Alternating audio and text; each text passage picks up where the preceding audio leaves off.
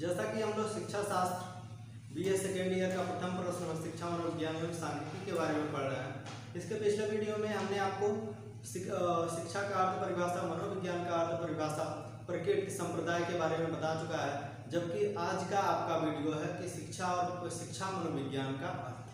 ठीक है, शिक्षा मनोविज्ञान का अर्थ और परिभाषा के बारे में आज हम लोग जानते हैं। ठीक है, तो सबसे पहले हम ये जानते हैं कि शिक्षा और मनोविज्ञान का अर्थ क्या है। जैसा कि आपको पता है कि शिक्षा और मनोविज्ञान ये दो अलग अलग शब्द हैं और दोनों के अलग अलग शब्दों का अर्थ समझ लेना आवश्यक है, और दोनों के अलग अलग अर्थ समझ लेने से हमें शिक्षा मनोविज्ञान को समझना आसान हो जाएगा। जैसा कि आपको पता है कि जो शिक्षा है, शिक्षा जो है वो व्यक्ति का क्या करता है, व्यवहार में परिमार्जन लाता है। क्या करता है, व्यक्ति के व्यवहार में परिमार्जन लाता है, और शिक्षा के माध्यम से बालक का सर्वांगीण या व्यक्ति का सर्वांगीण विकास होता है। हमने आपको मनोविज्ञान का भी अर्थ बताया था, उसी रूप में हम मनोविज्ञान का अर्थ समझते हैं कि मनोविज्ञान का अर्थ क्या है। तो मनोविज्ञान क्या करता है, व्यक्ति के व्यवहारों का अध्ययन करता है ना। मनोविज्ञान किसका अध्ययन करता है, तो व्यक्ति के व्यवहारों का अध्ययन करता है। अगर जो हम सिर्फ मनोविज्ञान की बात करें तो मनोविज्ञान क्या करता है, पशु और मानव दोनों के व्यवहारों का अध्ययन करता है, दोनों के व्यवहारों का अध्ययन करता है। ठीक है, लेकिन हम क्या इसे मनोविज्ञान को शिक्षा से संबंधित जोड़ के पढ़ रहे हैं। ठीक है, क्योंकि जो मनोविज्ञान एक विषय है, ठीक है, मनोविज्ञान के विषय का एक शाखा है जिसे हम शिक्षा मनोविज्ञान के नाम से जानते हैं, और शिक्षा मनोविज्ञान मनोविज्ञान का क्या एक विषय शाखा है ना। तो हम किसके बारे में पढ़ रहे हैं, शिक्षा मनोविज्ञान के बारे में पढ़ रहे हैं। तो जैसा कि हमने अभी आपको बताया, शिक्षा क्या है, व्यक्ति के व्यवहार में परिमार्जन लाता है। अतः हम कह सकते हैं शिक्षा के माध्यम से बालक का सर्वांगीण विकास होता है। शिक्षा ही एक ऐसा तथ्य है जिसके द्वारा बालक के जितने भी पक्ष होते हैं, शारीरिक, मानसिक, नैतिक, चारित्रिक, आध्यात्मिक, इन सभी पक्षों का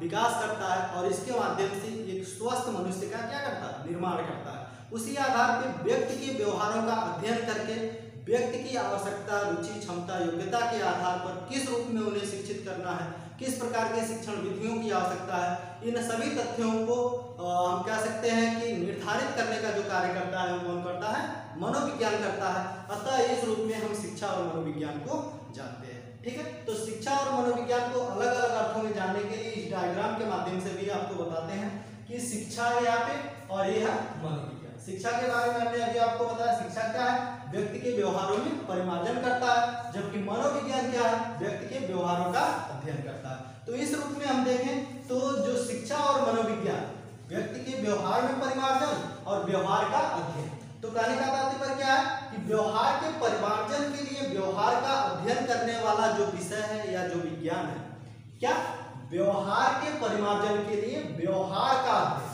व्यवहार के परिमार्जन के लिए व्यवहार का अध्ययन करने वाला जो विज्ञान है वो कौन सा विज्ञान है, शिक्षा मनोविज्ञान है। अतः हम ये भी कह सकते हैं कि शैक्षिक परिस्थितियों में व्यवहार का अध्ययन करने वाला जो विज्ञान है वो कौन सा विज्ञान है, शिक्षा मनोविज्ञान है।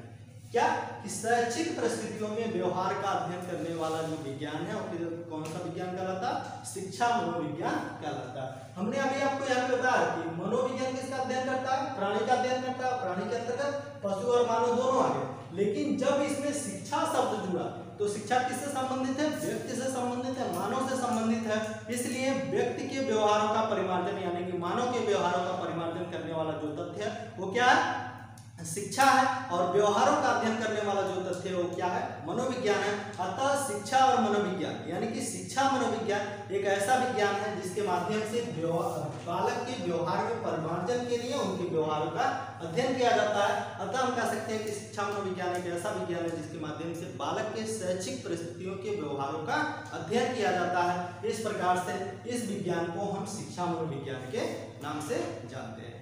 ठीक है, अब आपको समझ में आ गया होगा कि शिक्षा मनोविज्ञान क्या है, यानी कि बालक के शैक्षिक परिस्थितियों का अध्ययन करने वाला जो विज्ञान है वह कौन सा विज्ञान है, शिक्षा मनोविज्ञान। ठीक है ना। अब इसी क्रम में हम शिक्षा मनोविज्ञान की परिभाषाओं को जानते हैं। तो शिक्षा मनोविज्ञान की जो इम्पोर्टेंट परिभाषाएं हैं जो आपके ऑप्शनल पेपर में पूछते हैं, और ये आपका ऑप्शनल पेपर है, इसके बारे में हम आप लोगों को बता रहे हैं। और ये परिभाषा जो है बहुत ही इंपॉर्टेंट परिभाषा है, ठीक है, एग्जाम की दृष्टि से। जिसमें आपका पहला जो परिभाषा है वो है स्किनर के अनुसार। स्किनर क्या कहते हैं कि शिक्षा मनोविज्ञान मानवीय व्यवहार का शैक्षिक परिस्थितियों में अध्ययन करता है। शिक्षा मनोविज्ञान क्या करता है? मानवीय व्यवहार। मानवीय व्यवहार का तात्पर्य क्या? मानव के व्यवहार, मानव के व्यवहार का, यानी कि किस परिस्थिति में? शैक्षिक, यानी कि सीखने की परिस्थिति में। किसकी परिस्थिति में? सीखने की परिस्थिति में, यानी कि शिक्षा प्राप्त करने की परिस्थितियों का जो अध्ययन करने वाला विज्ञान है वह कौन सा विज्ञान है?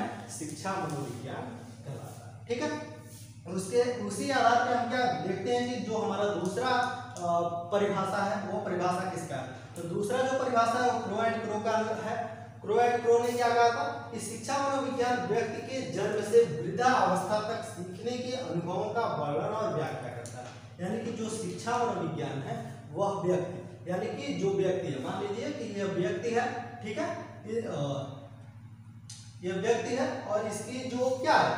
शिक्षा की परिस्थितियां, यानी कि शैक्षिक परिस्थिति, यानी कि शिक्षा प्राप्त करने की जो परिस्थितियां हैं, इस परिस्थितियां, यानी कि जब बालक जन्म लेता है, जन्म लेने के बाद जब अपने परिवार के माध्यम से अपने पास पड़ोस यानी कि शिक्षा प्राप्त करने के लिए विद्यालय जब जाता है, यानी कि जन्म के बाद ही वो क्या करता है? सीखना आरंभ कर देता है। यानी कि व्यक्ति के जन्म से और जन्म लेने के बाद जब तक उसकी मृत्यु नहीं हो जाती है, यानी कि वृद्धा अवस्था तक क्या करता है?